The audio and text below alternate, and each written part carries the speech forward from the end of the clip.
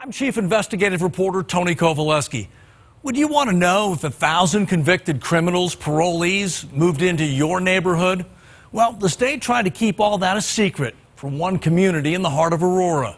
But thanks to inside sources, that secret got out. And now the state's trying to fix what Denver7 investigates uncovered.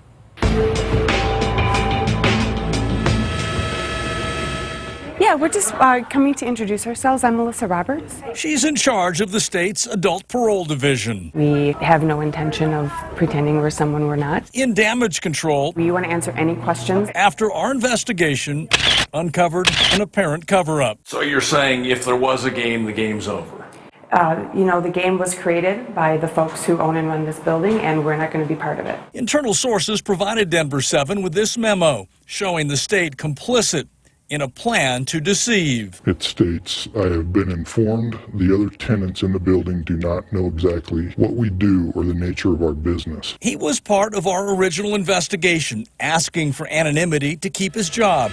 Parole managers signed a lease with owners of this Aurora building, a plan to locate a parole office where each month about 1,000 parolees report, including more than 100 sex offenders. It's not a population that I would want any of my children or anybody else's children running into.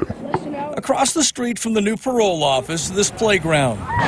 Inside the building, preschool kids and at-risk teenagers reporting every day. When we received the email, it was troubling. Now here's the cover-up. This internal email written by a parole manager includes those tenants who have asked were told by property managers that we are a state advocacy group, an overt attempt to disguise the truth. That's the state of Colorado. Right, would jeopardize people, students, and families just for their purposes.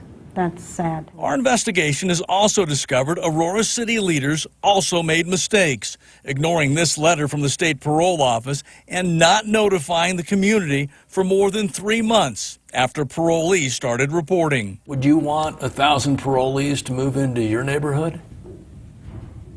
She's Aurora's deputy city manager. Did the city of Aurora notify the neighborhood? We did not. But 4 days after that interview in October, the city posted this community notification in the office building and in the neighborhood. The city of Aurora joining the state in damage control. Have you seen that memo?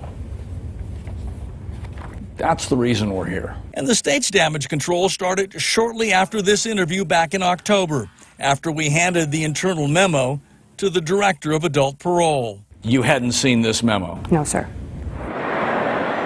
I just can't believe you went into a neighborhood like this. That's just wrong.